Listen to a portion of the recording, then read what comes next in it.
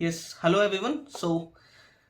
अभी तक हमने पढ़ लिया, सप्लाई को पढ़ा, लॉ ऑफ सप्लाई के बारे में पढ़ा, इसके एक्सेप्शन के बारे में पढ़ा। आज हम स्टार्ट करेंगे इलास्टिसिटी ऑफ सप्लाई यानी कि पूर्ति की लोच। देखिए, लॉ ऑफ सप्लाई क्या कहता है? प्राइस के बढ़ने से सप्लाई बढ़ेगी, प्राइस के घटने से सप्लाई घट जाएगी। लेकिन प्राइस के बढ़ने से सप्लाई में कितना चेंज आएगा, सप्लाई कितनी बढ़ेगी, वो हमको लॉ ऑफ सप्लाई नहीं बताएगा, वो हमको प्राइस इलास्टिसिटी ऑफ सप्लाई बताएगी। सो इलास्टिसिटी का मतलब है कितना ज़्यादा चेंज आ रहा है। मैं एक मान लो एक रबड़ है, रबड़ मैं इसको खींच रहा हूँ, मतलब मैं इसके प्राइस में चेंज कर रहा हूँ। अगर ये खिंच जा रही है, ज़्यादा खिंच जा रही है, तो इसका मतलब ये ज़्यादा इलास्टिक है। अगर इसमें कोई चेंज नहीं आ रहा तो ये कम इलास्टिक है। तो इसका मतलब प्राइस में चेंज होने से सप्लाई में जितना ज़्यादा चेंज होगा वो उतनी ज़्यादा ही आपकी इलास्टिसिटी ऑफ सप्लाई होगी। ठीक है, सो स्टार्ट करते हैं। प्राइस इलास्टिसिटी क्या होता है? ये मेजरमेंट है किसका?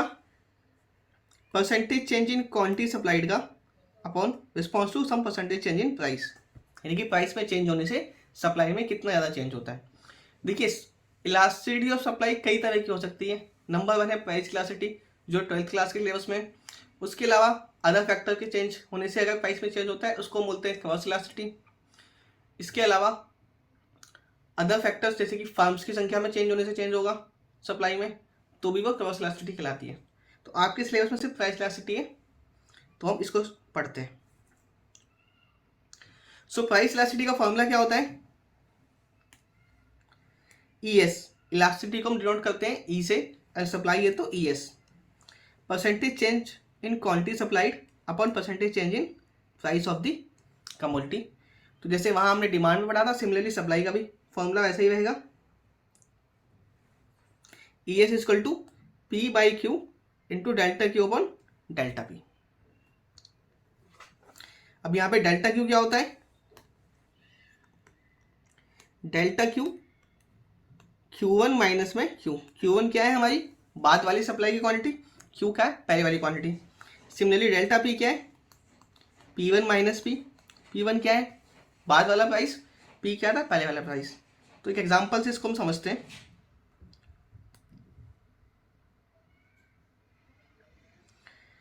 A producer offered to sell 400 units of a commodity when its price is 10 per unit. So it means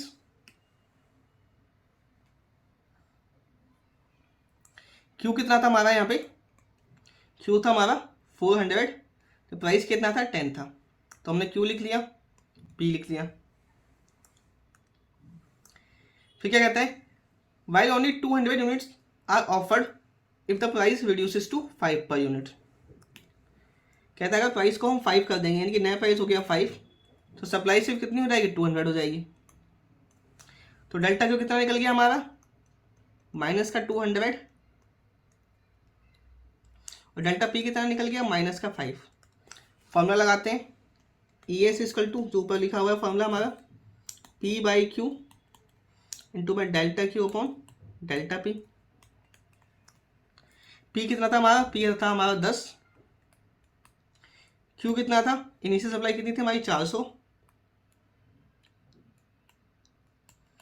delta Q कितना आया? माइनस का 200, और डेल्टा P कितना था हमारा? माइनस का 5। माइनस से माइनस कट गया, ये 400 है, 0 से 0 क्रॉस कर देंगे। 5 1 जा 5, 5 2 जा 10, 2 2 जा 4, 4 बाई 4, यानी कि आंसर आ जाएगा हमारा 1।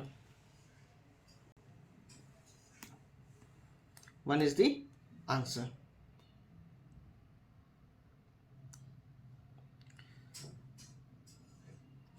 So this is how you can calculate the elasticity of supply. Next इसके अंदर आता है सप्लाई कर्व की शेप। तो सप्लाई कर्व की शेप किस तरह की होती है? 5 तरह की इलास्टिसिटी ऑफ सप्लाई होती है। सो हम एक एक करके स्टार्ट करते हैं।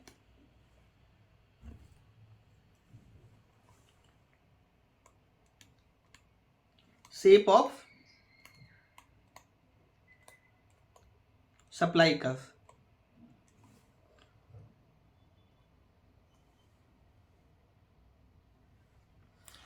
देखिए, अगर सप्लाई में बिल्कुल भी चेंज नहीं हो रहा।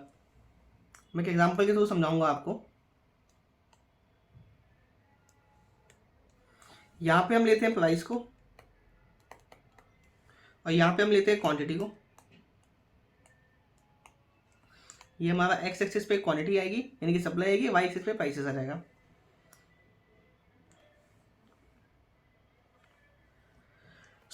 मेरे पास ये एक रबड़ है, मान लीजिए अगर मैं इसको खींच रहा हूँ, प्राइस में चेंज कर रहा हूँ, तो प्राइस में चेंज होने पर भी इसकी ये बिल्कुल भी नहीं खींच रही, इनकी सप्लाई में कोई चेंज नहीं आ रहा। इसका मतलब सप्लाई की इलास्टिसिटी क्या है, 0 है। तो एग्जांपल के लिए मान लीजिए प्राइस मेरा 1 था तब सप्लाई थी 10, प्राइस बढ़कर 2 हुआ तब भी सप्लाई 10 है, प्राइस बढ़कर 3 हुआ तब भी सप्लाई 10 थी, 4 पे भी 10 थी। इसका मतलब ये जो हुआ ना, ये वाला जो कर्व बना, इसमें सप्लाई में कोई चेंज आ ही नहीं रहा है, यानी कि ई एस इक्वल टू हो जाएगी हमारी 0। नेक्स्ट हो सकता है लेस देन 1 इलास्टिक। मैंने इसको खींचा, प्राइस में चेंज किया, लेकिन सप्लाई में थोड़ा सा ही चेंज आया, ये थोड़ा मोटा चेंज आया। इसका मतलब प्राइस में बहुत ज़्यादा चेंज करूंगा, प्राइस में बहुत ज़्यादा चेंज करूंगा,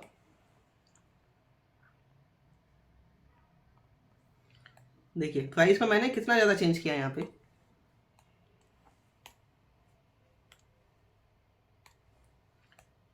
इतना। तो सप्लाई में कितना चेंज आ रहा है, बहुत थोड़ा चेंज आ रहा है। आपको लग रहा है कि प्राइस की तुलना में थोड़ा कम है, तो इसको हम कहेंगे लेस देन 1 इलास्टिक। तो ये हो जाएगी हमारी लेस देन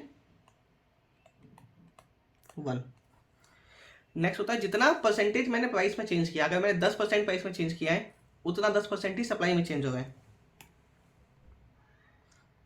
तो यहां पे देखते हैं,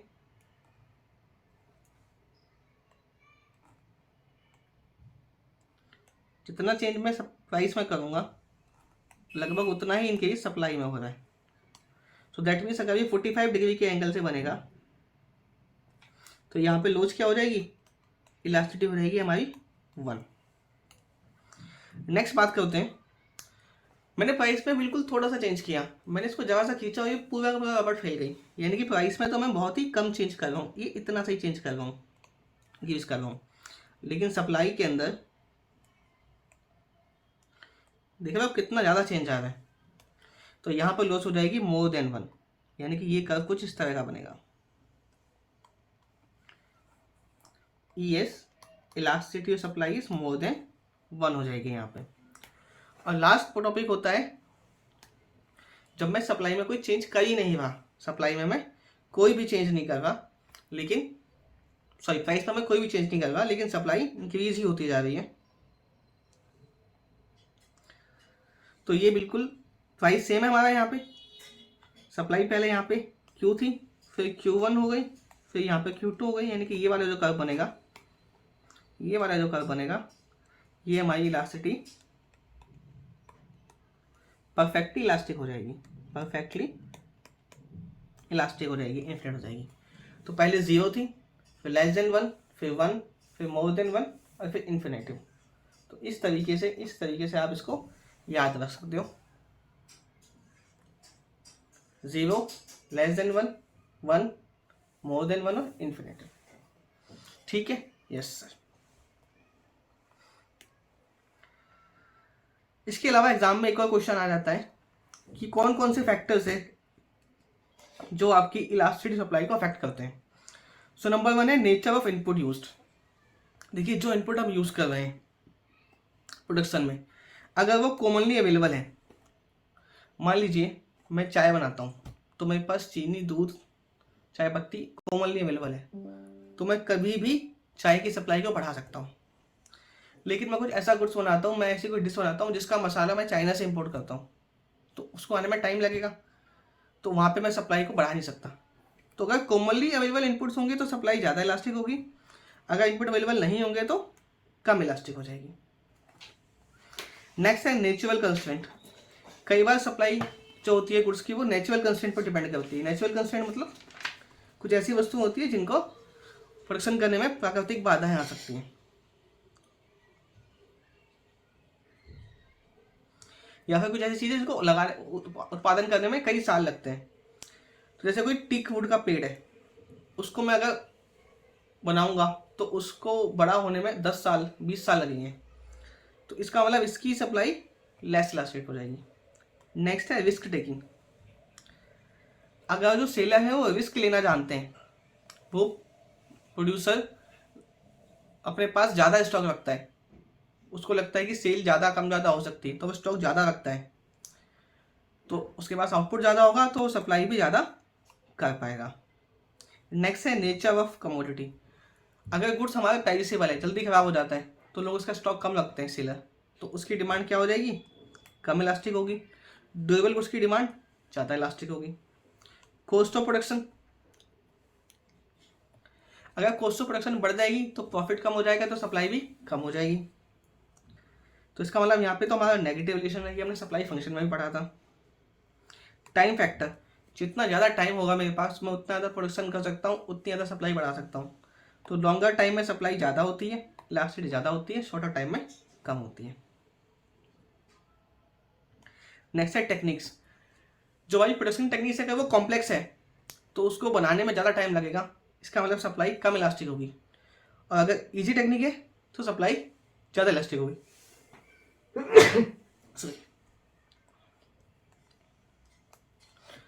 सो दैट मीन्स ये 7 फैक्टर्स है जो आपके एग्जाम में पूछ सकता है आपसे कि फैक्टर्स बताइए जो इलास्टिसिटी ऑफ सप्लाई को अफेक्ट करते हैं। यहाँ पे कंफ्यूजन होता है, अगर एग्जाम में पूछे आपसे फैक्टर्स जो सप्लाई को अफेक्ट करते हैं तो आप लिखेंगे सप्लाई फंक्शन, लेकिन आपसे पूछता है फैक्टर्स जो इलास्टिसिटी ऑफ सप्लाई को अफेक्ट करते हैं तो आप लिखेंगे ये 7 फैक्टर्स। इसी के साथ आपका सप्लाई वाला चैप्टर कंप्लीट होता है। So thank you for watching this video, please do like, subscribe and share. Thank you, bye bye.